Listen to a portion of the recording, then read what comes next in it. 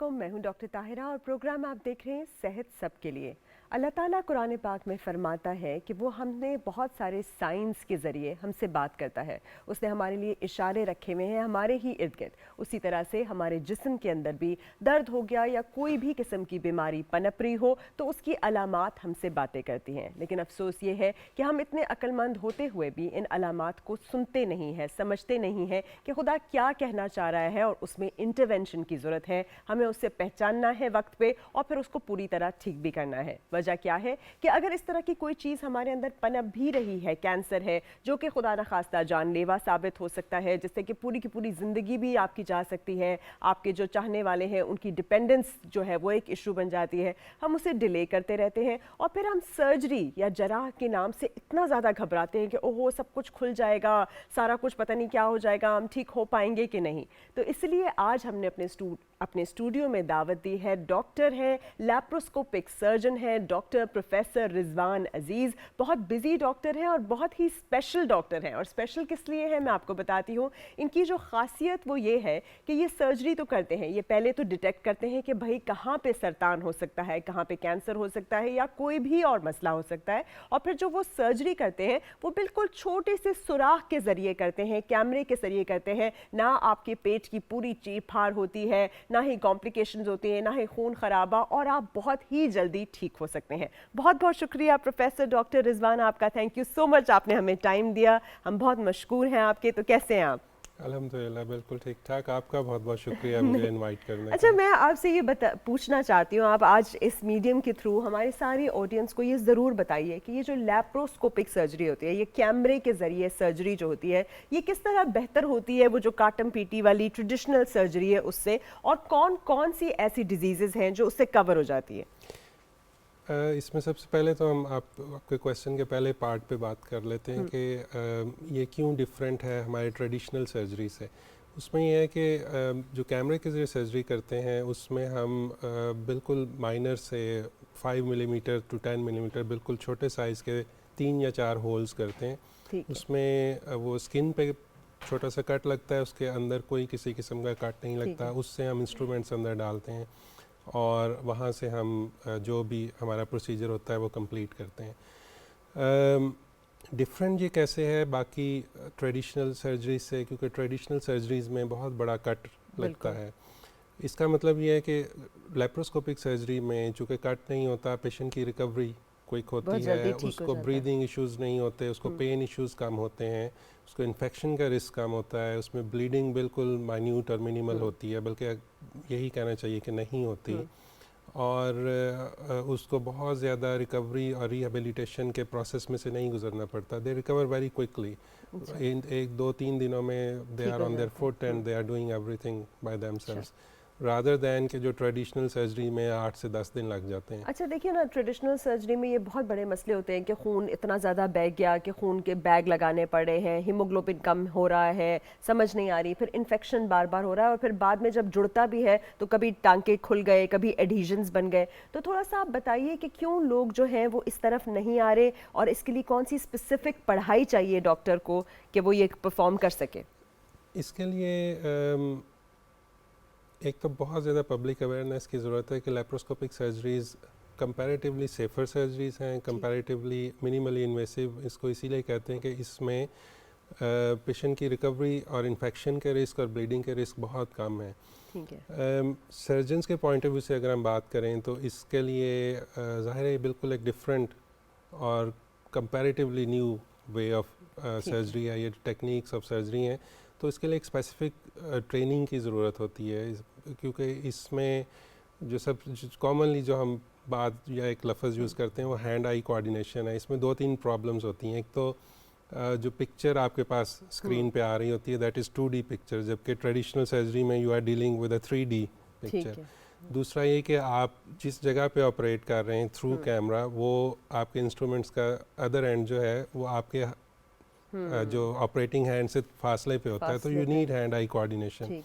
तो इसलिए इसकी एक ठीक ठाक एग्रेसिव ट्रेनिंग है जिसमें से गुजर के देन सर्जन्स आर तो ऑथराइज्ड टू पाकिस्तान डू में दिस अवेलेबल केसेस। है ये सर्विस कि किसी को भी फॉर एग्जांपल अपेंडिक्स का मसला है, कोलन का मसला है, अंदर गॉल ब्लैडर पित्ते का मसला है, तो उसका बगैर पूरे चीर फाड़ किए इसी जो देखिए कैमरे के पाकिस्तान जरिए में हो सके? जी इसमें दो ग्रुप्स ऑफ लेप्रोस्कोपिक प्रोसीजर्स हैं। एक को हम बेसिक लेप्रोस्कोपी कहते ठीक हैं। है। ये जो आपने नाम लिया ये बेसिक लेप्रोस्कोपी में आते हैं, ठीक है। जिसमें अपेंडिक्स का ऑपरेशन, गॉल ब्लैडर का, हर्निया का ऑपरेशन, ये बेसिक लेप्रोस्कोपी में शामिल है। और fortunately there are lot of surgeons in Pakistan who are trained. हमारी जो अब जनरल सर्जरी की ट्रेनिंग का काइंड हिस्सा ऑफ है ये ये। पार्ट है बेसिक लेप्रोस्कोपी। ठीक है। Advance laparoscopy is a different thing. Advance laparoscopy में then you go for cancer surgeries, you go ठीक फॉर है। All other major procedures. जैसे कोलन का कैंसर है, उसको ठीक है। कैमरे से की होल से निकालना है। रेक्टम का कैंसर है, इवन ओवरीज का और यूट्रस का कैंसर है, वो लेप्रोस्कोपी से निकालना है। स्टमक के कैंसर्स हैं या और इस किस्म के जो कॉम्प्लिकेटेड कॉम्प्लेक्स प्रोसीजर्स हैं, वो कैमरे के ज़रिए निकालना। उसके लिए there is another few years of lengthy training, तो उनको हम एडवांस लेप्रोस्कोपिक प्रोसीजर कहते हैं। अच्छा, क्या ये जो सर्जरी है ये उन लोगों को भी हेल्प करती है, जैसे कुछ हार्ट के पेशेंट्स होते हैं, कुछ डायबिटिक्स होते हैं, जिनको कहा होता है या बहुत ओल्ड एज में कहते हैं कि भाई कॉन्ट्रा इंडिकेटेड है सर्जरी, अभी इनका ऑपरेट नहीं हम कर सकते, तो क्या की होल सर्जरी, एक छोटा सा आप सोचिए इतने से सुराख से की गई सर्जरी इनको हेल्प करेगी? इनको बिल्कुल हेल्प करती है, हाँ। क्योंकि उसमें ऑफ कोर्स डायबिटिक पेशेंट्स में इन्फेक्शन का रिस्क कम होता है हाँ। And recovery is very quick. अच्छा। और बल्कि इसमें मैं चूँकि मेनली एब्डोमिनल लेप्रोस्कोपी को डील करता हूँ, लेकिन जस्ट फॉर द इंफॉर्मेशन मैं बताता चलूँ कि अब जो थोरेसिक केसेस हैं, जैसे लंग्स के अच्छा। प्रॉब्लम्स हैं, ठीक है। वो भी अब लेप्रोस्कोपी के ज़रिए डील होते हैं। और पाकिस्तान में भी कुछ ऐसे ट्रेंड सर्जन हैं कुछ इंस्टीट्यूशंस में जो थोरेसिक लेप्रोस्कोपिक प्रोसीजर्स भी करते हैं। तो फिर ज़रूरी नहीं है कि अगर किसी को कहीं पे भी मसला है तो वो पूरा का पूरा कटवा ले। और फिर ये थोड़ा सा बताइए कि जो ट्रेडिशनल सर्जरी है उसका आपने बताया कि बहुत ज़्यादा खून का लॉस होना, इन्फेक्शन का हो जाना, फिर ये जो एडहीजन्स बनते हैं या उसकी वजह से जब स्कार आपका बनता है वो दिखने में भी अच्छा नहीं लगता, फिर बाद में उसमें से रप्चर होने का भी उसका डर होता है, इसकी थोड़ी सी कॉम्प्लिकेशंस बताइए ताकि लोग इस सर्जरी की तरफ आसानी से आएँ। उसमें एग्जैक्टली सबसे कॉमन जो प्रॉब्लम है वो तो रिकवरी का है कि उसमें चूँकि बड़ा कट होता है, पेनफुल ज़्यादा होता है और रिकवरी स्लो होती है। हाँ। रिकवरी स्लो का मतलब ये है कि pain will cause lot of problems with breathing and mobilization, चलने फिरने में भी और ब्रीदिंग में भी डिफ़िकल्टी होती है, तो रिकवरी स्लो हो जाती है। रिस्क ऑफ इन्फेक्शन ज़ाहिर है, इतना बड़ा कट लगा हुआ है और जो जिसको केयर भी नहीं होती बाद में हमारी। बाद में उसकी केयर डिफरेंट है उसका, और उसकी हीलिंग टाइम लेती है। इन्फेक्शन के रिस्क उसमें ज़्यादा है। जो जख्म बन एडहीजन्स जाता की है। आपने बात की, हाँ। उसका मतलब ये होता है कि जब पेट खोल के जो सर्जरी हाँ। करते हैं उसमें उसके बाद जो स्कार टिश्यू जो उसके कट के नीचे अंदर की साइड पे स्कार टिश्यू बनता है, उसमें आपकी जो स्मॉल बाउल, छोटी आंत और बड़ी आंत, उसका there is a good chance कि वो उसके साथ स्टक हो जाती है and that can cause a lot of problems later on, जिसमें सबसे कॉमन होता है कि बाज़ दफ़ा वो ब्लॉकेज हो जाती है अच्छा। स्मॉल बावल की, तो ठीक है। पेशेंट स्टार्ट्स वॉमिटिंग और वो। बिल्कुल। तो लेप्रोस्कोपी में ये सारी कॉम्प्लिकेशंस नहीं है, ठीक है। तो इसलिए लेप्रोस्कोपी या मिनिमली इन्वेसिव सर्जरी ही सबसे मॉडर्न और एडवांस अच्छा, तरीका पाकिस्तान है। में कहाँ पे ये फैसिलिटी जो है ताकि किसी को भी अगर इनमें से कोई भी प्रॉब्लम हो, और हम थोड़े से उन प्रॉब्लम्स को, उन कंडीशंस को भी डिस्कस करते हैं कि कौन कौन सी कंडीशन जो है वो क्योर की जा सकती है। जैसे पित्ते के अंदर पथरी, आपने कहा पित्ते के अंदर पथरी हो सकती है।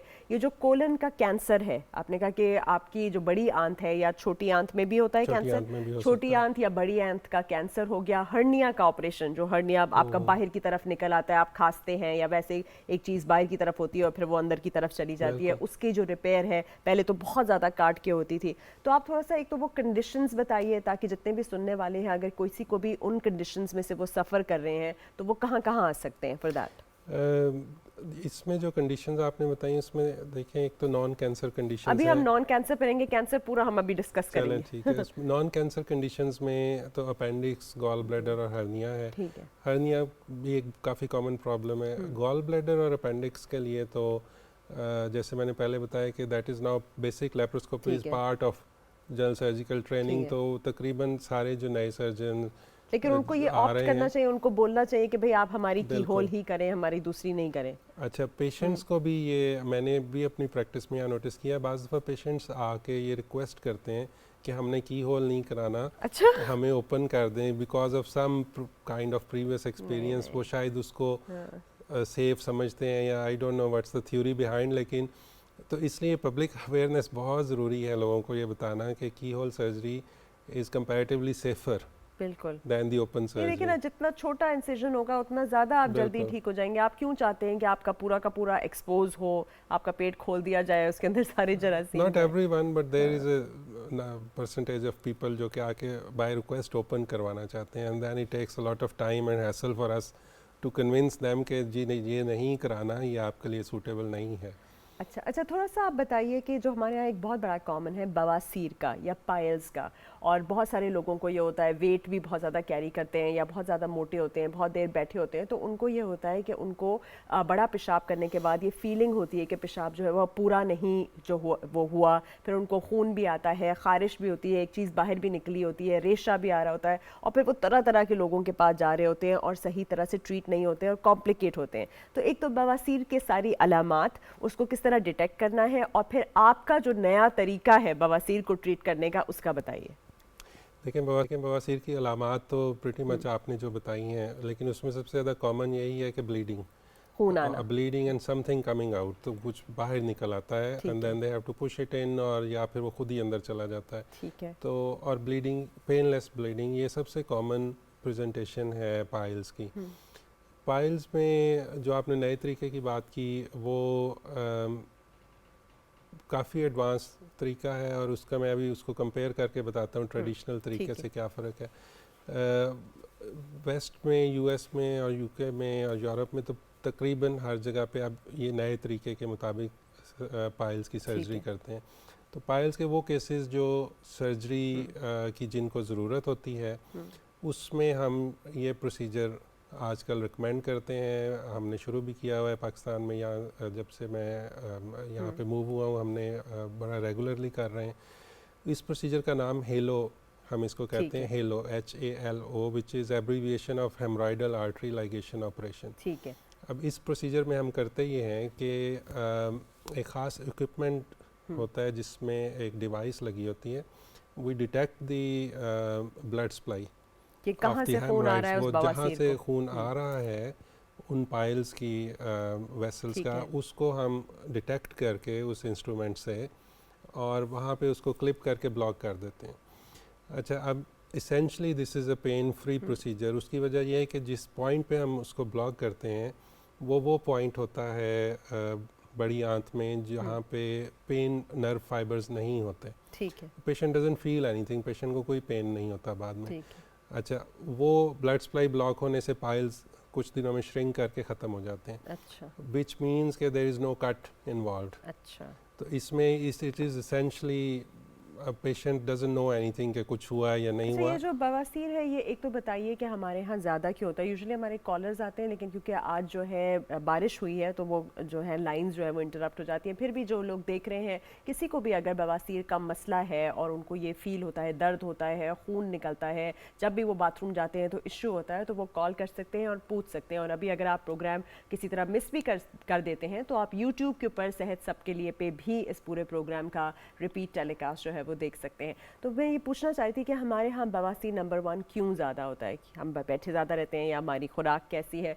दूसरा, उसको आपने किस स्टेज पे आप जाएंगे डॉक्टर के पास, और कितनी देर लगती है इस प्रोसीजर पे? और वो जो ट्रेडिशनल मेथड्स थे, बाकी बेंडिंग वगैरह, वो सब वो किस तरह से डिफरेंट थे? उसमें क्या क्या होता था? देखें, इसका बढ़ने की मेन वजह तो शायद हमारे यहाँ की डाइट्स और सीडेंट्री लाइफस्टाइल है। हम हिलते नहीं हैं, बैठे रहते हैं। Obesity is one of the main cause. हमारा लाइफस्टाइल, एक्सरसाइज की कमी, और फिर हमारी डाइट्स इस किस्म की हैं which cause constipation and that leads two piles. तो पाइल्स जब हो जाएं, बेसिकली तो अगर आपको 1 या 2 एपिसोड भी ब्लीडिंग के हुए हैं तो you should get your self checked. आपको ज़रूर आना चाहिए, क्योंकि वो अबाउट 1 to 2% केसेस ऐसे होते हैं जिसमें पाइल्स कॉज नहीं होता, अच्छा, वो बल्कि ब्लीडिंग कुछ कहीं और से आ रही कहीं होती और है। से आ रही होती है, जिसको टाइमली डिटेक्ट होना बहुत ठीक ज़रूरी है। होता है। लेकिन जो पेशेंट्स हमारे पास आ जाते हैं, उनमें जो ग्रेड 2 और ग्रेड 3 हैं, या जो पाइल्स बिल्कुल जो बाहर निकल आते हैं, उन पेशेंट्स के लिए ये हेलो जो मेथड है, दिस इज़ आइडियल। और फिर जैसे मैं पहले बता रहा था कि इसमें जब हम प्रोसीजर कर देते हैं, चूँकि इसमें there is no cut involve and there is no pain involve, तो वही next day patient can go back to work, वो बिल्कुल अपनी नॉर्मल लाइफ पे वापस होते हैं। दे डोंट इवन नो कि नीचे कोई प्रोसीजर हुआ है। इसमें अब ट्रेडिशनल ऑपरेशंस की जो आप बात कर रहे हैं उसमें कट करके पाइल्स को निकालते हैं, तो वो जाहिर है उसमें ज़ख़म बन जाता है, फिर वो 3 to 4 वीक्स हील करते हुए लेता है। अच्छा, एक और बहुत बड़ा डिफरेंस है, जो traditional way of dealing with the piles है, जो कट करके निकालते हैं, उसमें रिकरेंस की परसेंटेज काफ़ी ज़्यादा है। जो हेलो प्रोसीजर है उसमें रिकरेंस की percentage is only 2 to 3% in comparison to 25 to 30% जो दूसरे मेथड्स हैं उनमें, which is a huge difference. ठीक है।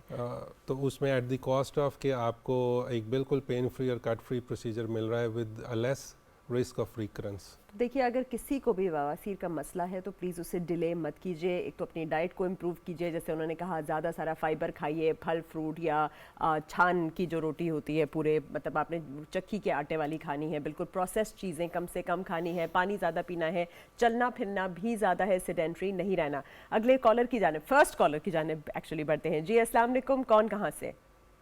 वालेकुम सलाम, मैं ताहिर बात कर पिंडी से। जी पूछिए।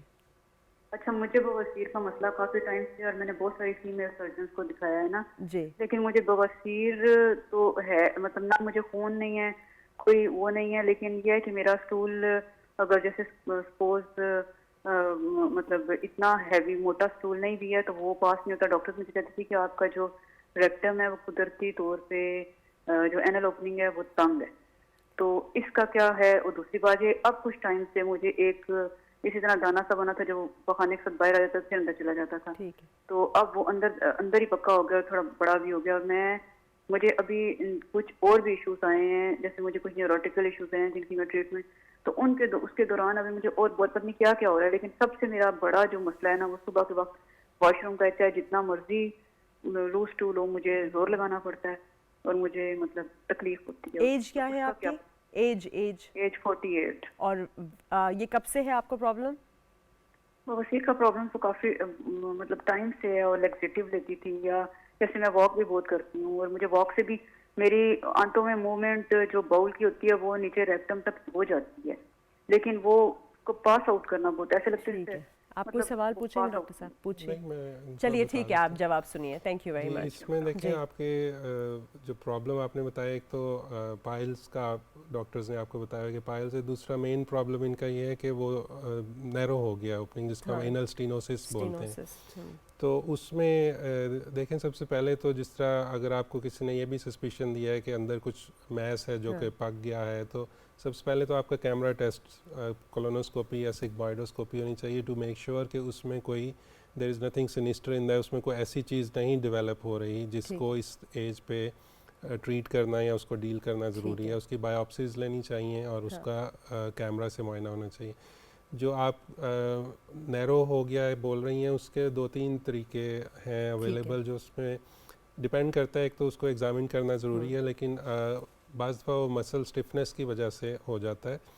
उसमें आजकल जो सबसे मॉडर्न तरीका जो हम यहाँ पे करते हैं कि ये हमने कई पेशेंट्स के उसमें बोटॉक्स इंजेक्ट करते हैं। अच्छा, ताकि वो रिलैक्स तो हो बोटॉक्स से वो रिलैक्स हो जाता है, उससे काफ़ी पेशेंट्स को फ़ायदा होता है। ठीक है। और अगर वो परमानेंटली वो नैरो स्किन वहाँ से नैरो हो गई, तो फिर एक छोटा सा ऑपरेशन करके उसको हम VY प्लास्टी बोलते हैं। उस ऑपरेशन टेक्निकल नाम ही उसका ये, लेकिन उसमें हम कट करके उसको थोड़ा सा ओपन कर देते हैं। लेकिन सबसे पहले तो इनका कैमरा टेस्ट होना चाहिए। उसके बाद इनको एग्जामिन करके अगर ये मसल रिलेटेड स्टिफनेस है तो फिर Botox is ideal for her, Botox try कर सकते हैं। और इनके जो पाइल्स हैं उसके लिए यही हेलो सर्जरी करा लें? पाइल्स के लिए हेलो हो सकती है। पाइल्स बेसिकली आपने कहा था ना कि ब्लड वेसल है वहाँ पे, तो उसकी सप्लाई जो है वो रोक दे। तो रेक्टल प्रोलैप्स इससे कैसे डिफरेंट होता है? जो रेक्टल प्रोलैप्स में तो जो रेक्टम की इनर लाइनिंग है वो बाहर निकल आती है। इट्स नॉट पाइल्स, पाइल्स बाहर नहीं आ रहा। पाइल्स तो सिर्फ आपका ब्लड सप्लाई। बिल्कुल, पाइल्स तो सिर्फ वो वेनस कुशंस हैं जो कॉमनली 3 साइड्स पे बाहर निकलते हैं। ठीक है। तो इसमें पूरा का पूरा ऑल राउंड सर्कमफ्रेंशियल वो रेक्टम का जो इनर लाइनिंग है वो बाहर निकल आती है। और उसका क्या हल होता है?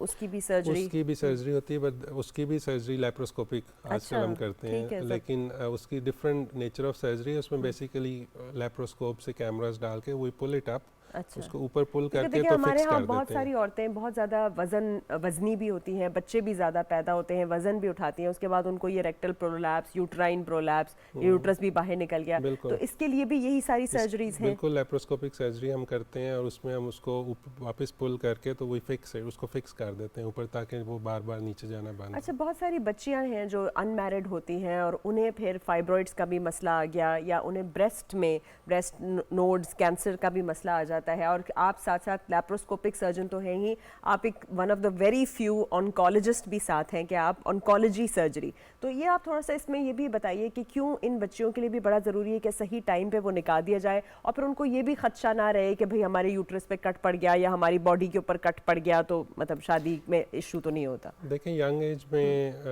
अगर इस किस्म के इश्यूज हों, यूट्राइन फाइब्रॉइड लेट से बन गया जिसकी वजह से बाज़ ब्लीडिंग ज़्यादा होती है, पेन ज़्यादा होती है, उसके लिए उनके इन बच्चियों के लिए सबसे आइडियल प्रोसीजर यही है कि हम लेप्रोस्कोपिक उनका वो फाइब्रॉइड जो है वो निकाल दें।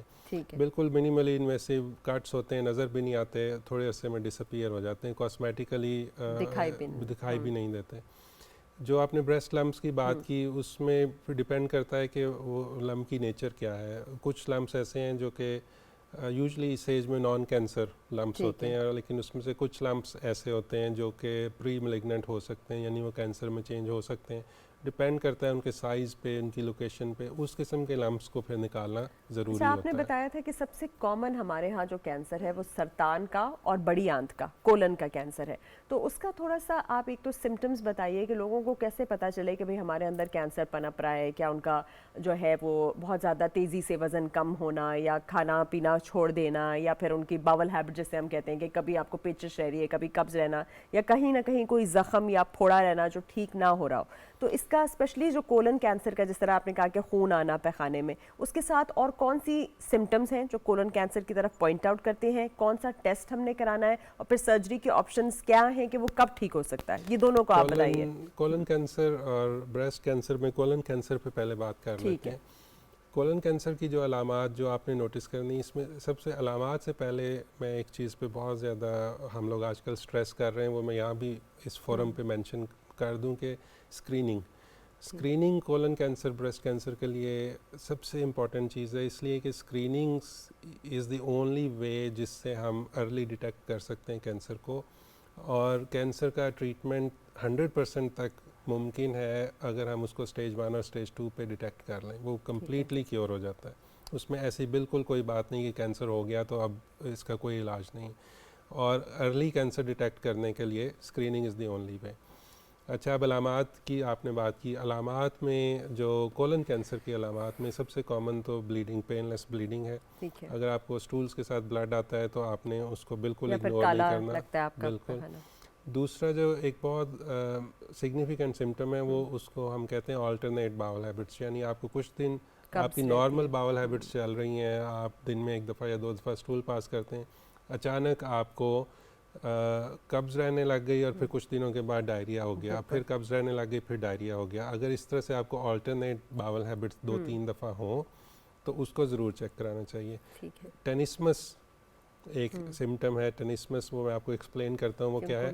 वो आपको, आप स्टूल पास करके आते हैं, आपको लगता है कि पूरा पास नहीं किया, देन यू गो अगेन, बार थोड़ी देर के बाद फिर आपको जाना पड़ता है और आपको हर वक्त यही लग रहा होता है कि स्टूल पास नहीं किया। ये बहुत ज़्यादा सिग्निफिकेंट सिम्टम है कि आपको खुदा न खास्ता कुछ कैंसर या कुछ ऐसी चीज़ डेवलप तो नहीं हो रही, क्योंकि उसका मैकेनिज़्म ये है कि जब आपके रेक्टम में स्टूल आता है तो वो एक नर्व मैकेनिज़्म जनरेट होता है जो आपके ब्रेन को जाता है कि स्टूल पास करना है, लेकिन अगर वहाँ पे स्टूल नहीं बल्कि ट्यूमर पड़ा हुआ है तो वो मैकेनिज़्म जनरेट होता रहता है, तो आपको यही लगता है कि स्टूल पूरी तरह पास नहीं हुआ और I need to go again. Weight loss और low blood level, low haemoglobin levels, ये भी बहुत सिग्निफिकेंट सिम्टम्स हैं। अगर आपका अनएक्सप्लेन्ड वेट लॉस हो रहा है, यानी आप उसके लिए ना एक्सरसाइज कर रहे हैं ना डाइट कर रहे हैं और कोई एफर्ट नहीं कर रहे वेट लॉस करने की, और अनएक्सप्लेन्ड वेट लॉस होना शुरू हो गया, तो ये कैंसर की। और ये स्क्रीनिंग कितनी फ्रीक्वेंटली हो? स्क्रीनिंग में ये है कि जो लोग तो 50 वैसे रिकमेंडेड है, लेकिन हम उसको थोड़ा सा पीछे 45 पे ले आए हैं, क्योंकि आजकल हमने देखा है कैंसर का एज शिफ्ट बहुत यंग एज में हो रहा है, तो 45 की एज के बाद हर किसी को एक स्टूल टेस्ट कराना चाहिए जिसको स्टूल फॉर ऑकल्ट ब्लड कहते छुपा हुआ हैं, खून जो स्टूल उसके फॉर अंदर। Occult blood. ठीक है। ये स्टूल का एक सिंपल सा टेस्ट है, आपने स्टूल सैंपल लैब में देना है और वो इसको टेस्ट करके दे देंगे। ये हर साल कराना चाहिए 45 की एज के बाद। ठीक है। अगर किसी स्टेज पे stool for occult blood positive आए तो then you should contact your doctor और ठीक है। सर्जन, और then you need to go through further test, colonoscopy वगैरह। कोलोनोस्कोपी ठीक है, होगी, एक स्कैन्स कॉलर ले होंगे। लेते हैं डॉक्टर साहब। जी अस्सलाम वालेकुम। अस्सलाम वालेकुम जी कौन बोल रहे हैं, कहाँ से? मैडम, मैं एबटाबाद से वहीद अहमद बात कर रहा हूँ। जी बताइए। मैडम, बात यह है कि मेरी तकरीबन शादी को 17 साल हो चुके हैं ना, तो मेरी औलाद भी नहीं है और मेरी जो वाइफ है उसके बच्चादानी के अंदर पानी की रसोलियाँ है ना, ठीक है। ठीक है। तो उसका भी डॉक्टर ने तो हमें यही बताया कि आप जो है ना इसका ऑपरेट करवा दो। ऑपरेट करवाने के लिए हम गए तो उन्होंने बताया कि इसकी जो बड़ी आंत है इसके साथ ये रसोलियाँ चिपकी हुई हैं। अच्छा ठीक तो है। हमें जो इसका जो प्रॉब्लम ये है कि इसकी जो बड़ी आंत है वो हमें निकालनी पड़ेगी। अच्छा तो अभी हम तो आपका प्रोग्राम देखे लेप्रोस्कोपी के जरिए अगर कुछ मैडम अगर हम पहले पता चल जाए कैमरे डाल के ये ऑपरेशन हो सकता है या पॉजिटिव है या नहीं है, तो काइंडली जरा मुझे रहनुमाई करें मेरे में क्या अभी जान इस पर कदम उठाऊंगे। ठीक है, बिल्कुल। जी जी बिल्कुल हो सकता है। बहुत शुक्रिया। बल्कि ये this is one of the ideal case के जिसमें ठीक आपको है। पूरा कट लगाए बगैर ज़बरदस्त। सिर्फ कैमरा डाल के देख लें कि ये आगे फर्दर प्रोसीड हो सकता है या नहीं हो सकता, और ट्रीटमेंट प्लानिंग कर लें कि इनमें इंटेस्टाइन निकलनी है या नहीं निकलनी। और ठीक है। मोस्ट ऑफ द टाइम हम लेप्रोस्कोप के ज़रिए ही उसको सेपरेट करने में कामयाब हो जाते हैं। और अगर भी किसी वजह से वो इनका बड़ी आंत का पार्ट निकलना भी है, हाँ। That is also possible through laparoscope. वो भी कैमरे के, जिस तरह कैंसर के बड़ी आंत के ठीक। ऑपरेशंस कैमरे से होते हैं, तो इनका भी उसमें से हो सकता है। तो बेसिकली अगर रसोली है और वो जुड़ी हुई भी है तो उसको पूरा खोलने की ज़रूरत नहीं है, वो निकाली बिल्कुल, जा there सकती is है। a और ये possibility. इनके लिए ऑप्शन है कि इनकी रसोली भी निकल जाए और ये फिर से कंसीव जो है वो कर सके। बिल्कुल ऑप्शन है। अच्छा, आपने बोला था कि कैंसर की सर्जरी किस तरह से डिफरेंट है बाकी सर्जरी से, ये थोड़ा सा एक्सप्लेन करेंगे। जब हम कैंसर की कोई भी चीज़ निकालते हैं, किसी भी हिस्से में हमारा कैंसर पनप रहा है, तो वो सर्जरी बाकी सर्जरी से डिफरेंट कैसे है? अच्छा, वो बिल्कुल ये हमारी पिछली डिस्कशन की कंटिन्यूटी है। उसमें तो जब ये इन अलामात में से कुछ अपीयर हो तो आप डॉक्टर के पास जाएं। अब लेट्स से उसमें खुदा न खास्ता कैंसर डिटेक्ट हो गया, तो फिर ऑफ कोर्स जब आप सारे टेस्ट और उनसे गो थ्रू होके देन वी प्लान कि हमने इस पेशेंट में कौन सा प्रोसीजर करना है, या कीमोथेरेपी देनी है या रेडिएशन। लेकिन जो कैंसर की सर्जरी की आपने बात की, कैंसर की सर्जरी अब बिल्कुल एक रिकग्नाइज्ड फील्ड है दुनिया में, जिसको सर्जिकल ऑन्कोलॉजी बोलते हैं, और इसकी एक सेपरेट ट्रेनिंग अब की जाती है और इसके लिए सेपरेट क्वालिफिकेशंस हैं। इस सर्जरी में जो दूसरी नॉर्मल सर्जरीज़ की निस्बत या इन सर्जन्स की ट्रेनिंग में जो नॉर्मल जनरल सर्जन्स की ट्रेनिंग में फ़र्क ये है कि कैंसर की सर्जरी में बहुत सारी बातों का ख्याल रखना होता है। कैंसर की सर्जरी में सिर्फ ट्यूमर निकालना काफ़ी नहीं, ठीक है, तो उस ट्यूमर के साथ जो उसके ड्रेनिंग एरिया, जो लिम्फ नोड्स हैं, जहाँ जहाँ वो जा सकता है, वो सारा क्लियर करना ज़रूरी है, अप टू द लेवल के जहाँ क्लियर मार्जिन्स मिल जाएँ। ठीक है। और उस कैंसर का, जैसे बड़ी आंत का कैंसर है, तो उसके दाएं बाएं आगे पीछे भी एक रीजनेबल क्लियर मार्जिन लेना ज़रूरी है। इसके अलावा बहुत सारे कैंसर, जैसे ओवरी का कैंसर है, जिसमें बाकी सारी फैट की लेयर्स और अंदर जो इनर लाइनिंग्स होती हैं बॉडी की, उनको साफ़ करना ज़रूरी है। जो पीछे मेजर वेसल्स के साथ लिम्फ नोड्स हैं, उनको क्लियर करना ज़रूरी है। अच्छा डॉक्टर साहब, हमारे सोशल मीडिया पे एक सवाल आया जो इससे बहुत ही ज़्यादा रिलेटेड है। उन्होंने पूछा कि उन्हें भी बड़ी आंत का कैंसर था, उन्होंने उसकी सर्जरी कराई लेकिन वो वापस आ चुका है और अब वो कीमोथेरेपी के ऊपर है, तो अब उनके लिए सेकंड लाइन ऑफ एक्शन क्या है? तो इसके ऊपर ज़रूर बात करिए कि जिस तरह आपने कहा कि पहली ही सर्जरी में एक पूरी एक्सटेंसिव क्लेंजिंग हो जाए, बार बार उनकी जो है वो स्क्रीनिंग इस तरह से हो, या जैसे कहते हैं हम ग्रेडिंग इस तरह से हो कि पता चल जाए कि कितना फैला हुआ है। और दूसरा ये जो आप बात कर रहे थे कि एक ट्यूमर बोर्ड हो जो डिसाइड करे कि उन्हें किस स्टेज पे कीमोथेरेपी मतलब मेडिसिन, किस स्टेज पे शुआएं रेडिएशन, और किस स्टेज पे सर्जरी कितनी दफ़ा करानी चाहिए। इसमें एग्जैक्टली बात को वहीं से आगे लेके चलते हैं कि जो स्पेशल ट्रेनिंग इसमें सर्जिकल ऑन्कोलॉजी में देते हैं, और सर्जिकल रिसेक्शन यानी जो सर्जिकल जो कैंसर सर्जन्स उसको काट के निकालते हैं, वो they take care for all these things. और उसमें एक दो और चीज़ें जिनका ख्याल रखते हैं, वो ये कि एक तो उतनी क्लियरेंस हो जाए कि दोबारा होने का रिस्क कम से कम हो जाए, नंबर वन ये। नंबर टू ये कि उसमें इतना भी ज़्यादा ना हो कि क्वालिटी ऑफ लाइफ पेशेंट की इफ़ेक्ट हो जाए, तो they need to keep the balance. लेकिन इतनी क्लियरेंस ज़रूरी है कि रिकरेंस का रिस्क कम हो जाए।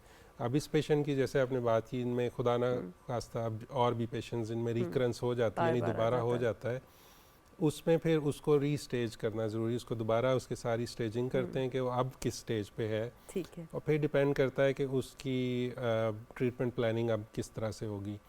ट्रीटमेंट प्लानिंग में आपने ट्यूमर बोर्ड का जिक्र किया। ट्यूमर बोर्ड अब कुछ अच्छे जो हमारे बड़े इंस्टीट्यूशंस हैं पाकिस्तान में और इस्लामाबाद में भी, उनमें ट्यूमर बोर्ड अवेलेबल हैं।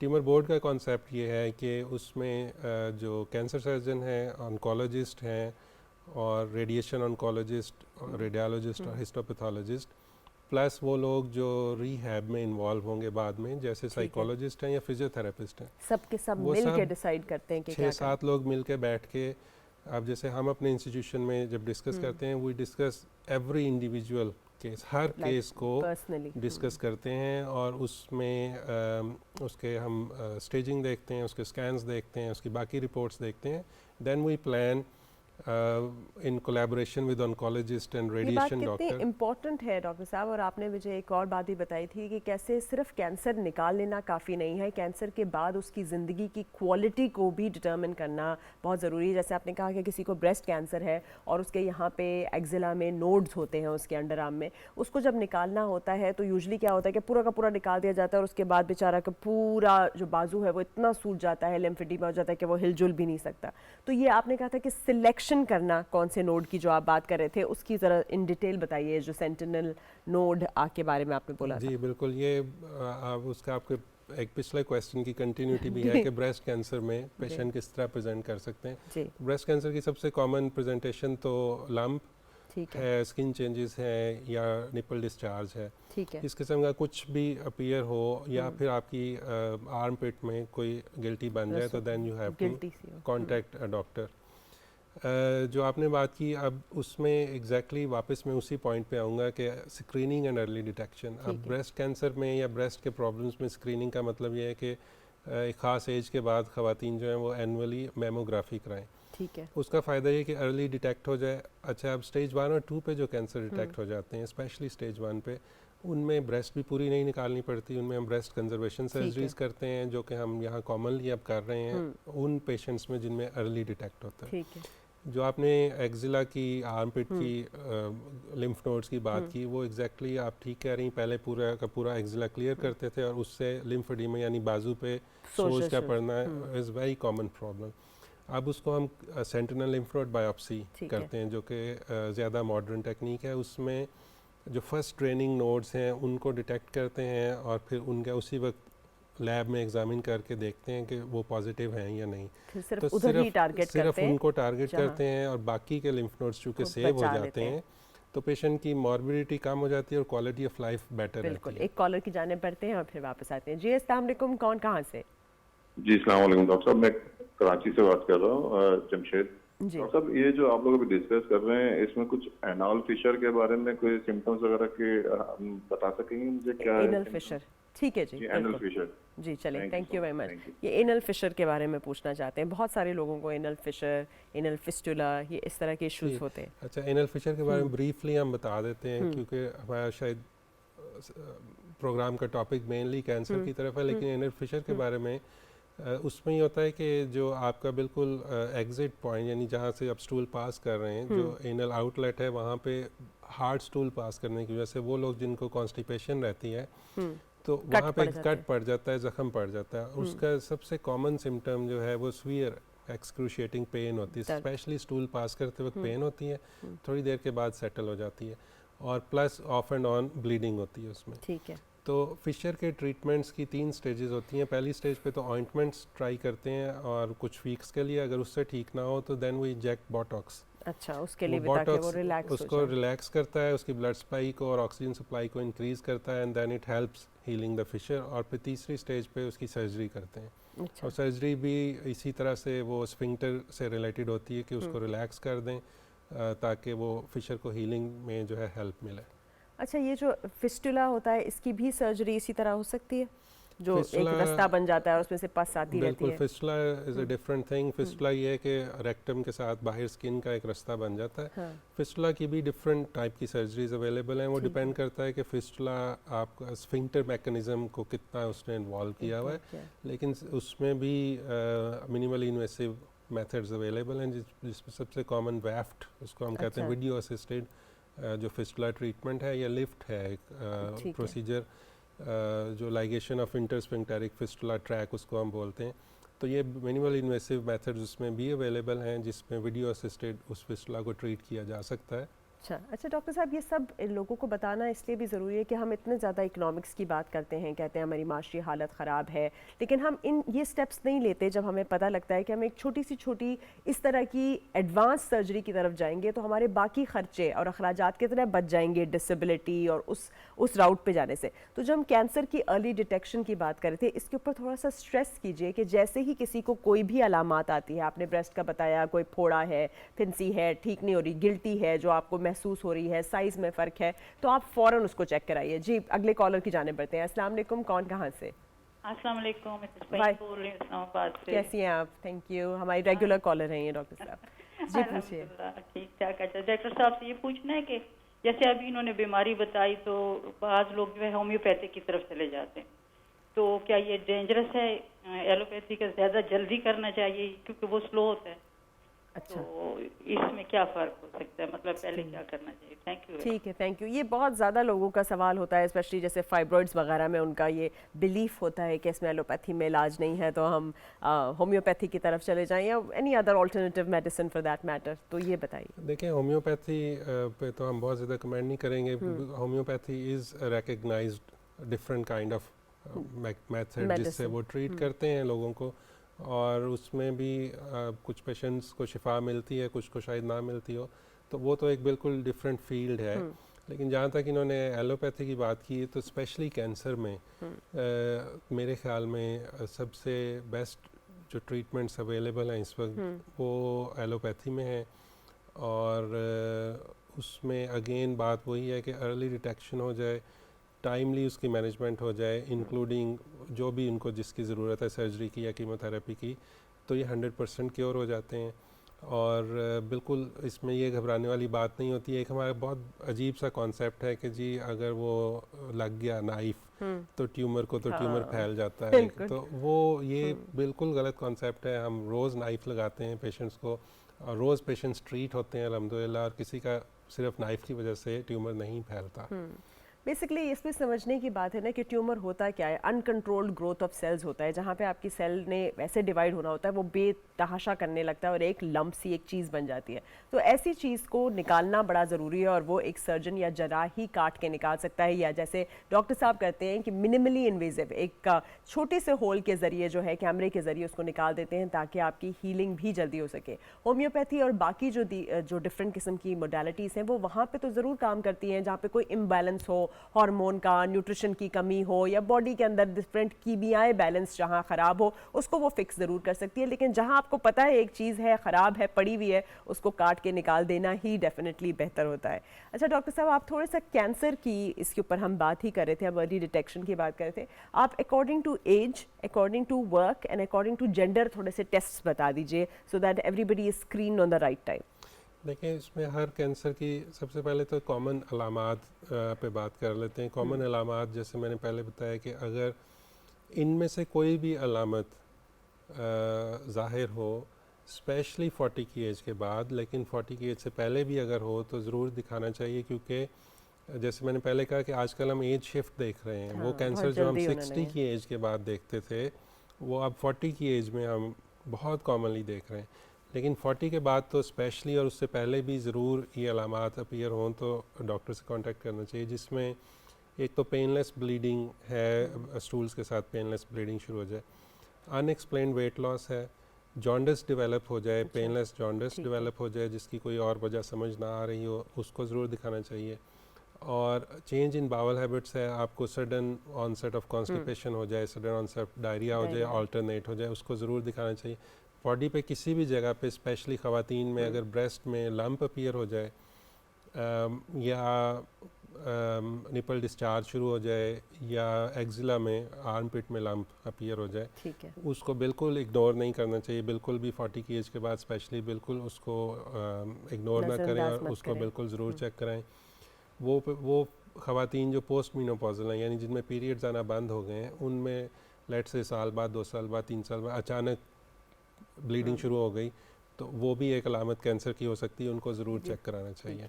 तो ये इस तरह की, और इसके और ये अलावा सीधा कोई भी कहाँ जाएंगे? अपने जनरल फिजिशियन के पास जाएं और उनको बोलें कि हमारी पूरी इन्वेस्टिगेशन प्लस ट्यूमर मार्कर्स वगैरह जैसे मैमोग्राफी हो गई, कोलोनोस्कोपी हो गई, ये कराएं, क्या कराएं? देखें, फर्स्ट पॉइंट ऑफ कांटेक्ट तो हर एक का मेरा ख्याल है उनका जनरल जो या जो Family डॉक्टर physician। जिसके पास वो जाते हैं फैमिली फिजिशियन ही होते हैं।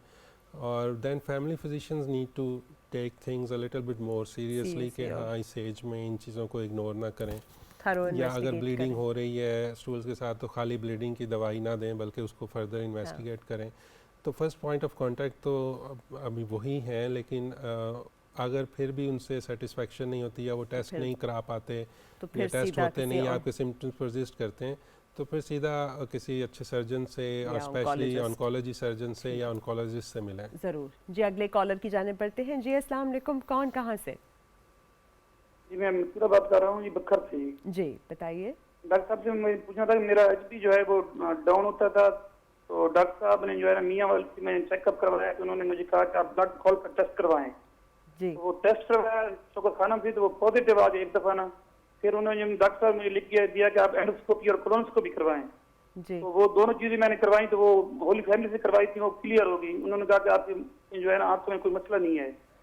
बाद में सीएमएच से जो है ना वो मेरा मर्ज उन्होंने डिग्नोज किया कि आपके जो है ना बहुत मेरो काम नहीं कर रहा, जिस वजह से आपका जो एचपी भी कम हो रहा है, व्हाइट सेल भी बाद में व्हाइट सेल और प्लेटलेट्स कम हो रहे हैं। ठीक तो है। मैं पूछना था कि मेरा जो है वो कहते हैं ट्रांसप्लांट करवाएं आप बोन मैरो, इसके अलावा ट्रांसप्लांट के अलावा भी कोई इसका इलाज है या ठीक नहीं है। है? डॉक्टर साहब जी बात पूछती हैं। ठीक है जी, बहुत शुक्रिया, थैंक यू जी। देखें, ये इन्होंने जो बात की वो पहले तो हाँ। बहुत वैलिड बात इन्होंने की कि जब आपका लो हीमोग्लोबिन लेवल आ जाए तो वो ब्लीडिंग को सस्पेक्ट करते हैं। ब्लीडिंग को सस्पेक्ट करते हैं, कैंसर को सस्पेक्ट करते हैं, और उसमें जो इनके इन्वेस्टिगेशन की इनके डॉक्टर ने वो बिल्कुल दुरुस्त है। की हैं, क्योंकि उसमें रिकमेंडेड भी यही गाइडलाइंस यही हैं कि एंडोस्कोपी और कोलोनोस्कोपी सबसे पहले करवाएं, क्योंकि वो सबसे कॉमन पॉइंट्स होते हैं ब्लीडिंग के और कैंसर के। लेकिन अब इनमें चूँकि डिटेक्ट हो गया है कि वो बोन मैरो का प्रॉब्लम है, तो उसमें आइडियल ट्रीटमेंट तो बोन मैरो ट्रांसप्लांट ही है। ठीक है। और कितना सक्सेसफुल है बोन मैरो ट्रांसप्लांट? काफ़ी सक्सेसफुल है, अच्छा। नॉट 100%, लेकिन इसके अलावा ऑप्शन कोई और अवेलेबल नहीं है। This is the best available option. अच्छा डॉक्टर साहब, आप थोड़ा सा हमारे व्यूअर्स को ये बताइए कि हमारे यहाँ बैठ के ये अवेयरनेस देने का मकसद ये है कि कैंसर ला इलाज मर्ज नहीं है। कैंसर को अगर सही टाइम के ऊपर डिटेक्ट कर लिया जाए, और ये जो हम स्टेज बात करें ना 1 2 3 4, इसका यही मतलब होता है कि 1 या 2 का मतलब है कि अभी छोटा सा है, एक ही जगह पे है, फैला नहीं है, और सही डॉक्टर को सही वक्त पे दिखा देंगे तो वो सही इसको निकाल सकता है। हाँ, जब ये स्टेज 4 का आप वेट करेंगे, वो हर तरफ फैल चुका होगा, तब जो है वो उससे वापस लाना मुश्किल होता है। तो इसके ऊपर स्ट्रेस कीजिए ताकि लोगों को पता हो कि यहाँ बैठ के ये सब बात करने का क्या फ़ायदा है। देखिए, हमारी पिछली साल, उससे पिछले साल जो भी हमारी कंपेन्स हम पब्लिक अवेयरनेस कंपेन्स कर रहे हैं, उन सब का हमारा थीम कम्प्लीटली हर कंपेन का यही होता है, अर्ली डिटेक्शन। और इसको जितना भी एम्फसाइज़ किया जाए वो कम है। Early detection and early detection, that is the only cure for cancer. अच्छा, अब ओनली क्योर फॉर कैंसर जब हम कहते हैं तो इसका मतलब यह है कि इट इज़ क्योरेबल। तो स्टेज 1 स्टेज 2 पे तो 100% कैंसर क्योर हो जाता है। स्पेशली जो ब्रेस्ट कैंसर है, थायराइड कैंसर है, कोलन कैंसर या स्मॉल इंटेस्टाइन का कैंसर है, ओवेरियन यूट्राइन कैंसर, ये स्टेज 1 स्टेज 2 पे कम्प्लीटली क्योर हो जाते हैं। और लेकिन पॉइंट ये है कि इनको अर्ली डिटेक्ट हम करें, और उसके लिए सबसे इम्पॉर्टेंट ये है कि आप स्क्रीनिंग्स करें, रेगुलर चेकअप्स करवाएं, और अपना जो भी आपके डॉक्टर हैं उनके साथ इन कांटेक्ट रहें अगर कोई भी छोटा सा भी प्रॉब्लम शुरू हो। लेकिन कैंसर शुरू की स्टेजेस पे बिल्कुल काबिल इलाज है। उसके डिफरेंट मोडालिटीज़ हैं। बाज़ पेशेंट्स को सर्जरी ज़रूरी होती है, बाज़ पेशेंट्स को कीमो, बाज़ पेशेंट्स को सर्जरी एंड कीमोथेरेपी दोनों देना पड़ता है। फिर उसका सीक्वेंस भी डिफरेंट हो सकता है depending on stage and type, कि पहले कीमोथेरेपी देनी है या पहले सर्जरी करनी है या वाइस वर्सा या अपोजिट जाना है उसके। लेकिन ये बिल्कुल क्योर हो जाते हैं। देखिए कितना अच्छा पॉइंट उन्होंने बताया है कि ये क्योर हो जाते हैं, तो आपने सही टाइम पे इसको डिटेक्ट ज़रूर कराना है और बिल्कुल इस चीज़ से घबराना नहीं है, जाके पूरा जो है वो एनालिसिस कराएं। और जो आप बात कर रहे थे ना कि एक ट्यूमर बोर्ड से आपने अपना पूरा केस डिस्कस कराना है कि भाई आपकी उम्र क्या है, कौन सा आपके लिए ऑप्शन बेहतर है, कितना फैल चुका है, कहाँ कहाँ फैल चुका है, आपकी बॉडी कैसे रिएक्ट करेगी, रिस्पॉन्ड करेगी। इसीलिए हमेशा सही जगह के ऊपर, एक ऐसी एस्टैब्लिश जगह के ऊपर जाएँ जहाँ ये सारी ऑप्शंस अवेलेबल हो। जाते जाते क्योंकि अब हमारा वाइंड अप का भी टाइम हो गया है, आप थोड़ा सा ये जो मिनिमली इन्वेजिव सर्जरी के बारे में लोगों को एक दफ़ा फिर से ब्रीफ कर दीजिए, ताकि उनको पता हो कि उन्हें इनमें से कोई भी मसला हो, चाहे वो कैंसर हो, किसी भी हिस्से का कैंसर हो, पित्ते का, आपके जो है यूट्रस का हो, या आपके फाइब्रॉइड्स हो, या अपेंडिक्स हो, या छोटी सी छोटी चीज़ हो, या बड़ी से बड़ी चीज़, पूरा का पूरा चीर फाड़ की ज़रूरत नहीं होती। छोटी सी सर्जरी है, मिनिमली इन्वेजिव का मतलब है कि कम से कम इंटरवीन करके ये हो सकती है। बता दीजिए ताकि लोग नेक्स्ट टाइम आ सकें जी और इसको अवेल कर सकें। बिल्कुल सारी आपने बिल्कुल दुरुस्त एक्सप्लेन किया उसको, क्योंकि अब तो मिनिमली इन्वेसिव से आगे बढ़ के रोबोटिक की तरफ बाकी दुनिया जा रही है, और पाकिस्तान में भी 2-3 सेंटर्स हैं जहाँ पे अब रोबोटिक्स की तरफ बात जाना शुरू हो गई कि रोबोटिक सर्जरी करें। लेकिन मिनिमली इन्वेसिव अभी जो बेसिक लेप्रोस्कोपी है वो तो अब पार्ट ऑफ नॉर्मल ट्रेनिंग है, सर्जन्स ट्रेंड होते हैं बेसिक लेप्रोस्कोपी में। गॉल ब्लैडर, अपेंडिक्स, हर्निया के ऑपरेशंस वो कर सकते हैं। फिर उसके बाद एडवांस लेप्रोस्कोपी आ जाती है जिसमें कैंसर के ऑपरेशंस और कॉम्प्लेक्स ऑपरेशंस जो की होल से करते हैं वो शामिल हैं। और फिर उसके बाद उससे अगली स्टेज है कि जो कैंसर के ऑपरेशंस हैं की होल, वो स्पेशलिस्ट जो सर्जिकल ऑन्कोलॉजिस्ट हैं वो करें, ताकि वो प्रॉपर क्लियरेंस करें, taking care of quality of life and reasonable clearance to prevent the recurrence, ताकि कम से कम उसमें रिकरेंस का रिस्क हो।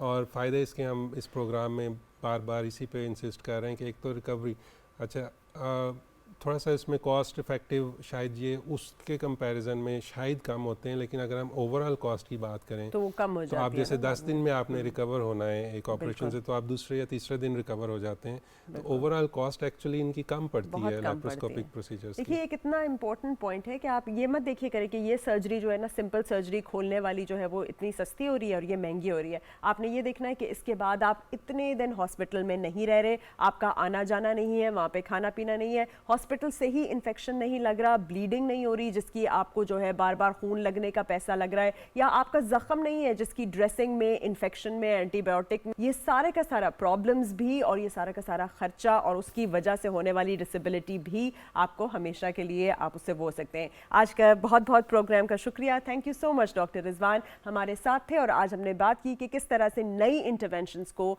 लेकर चलिए, उसी में प्रोग्रेस भी है और उसी में पूरी शिफा भी। बहुत बहुत शुक्रिया देखने का, इंशाल्लाह फिर मुलाकात होगी। अल्लाह हाफिज़।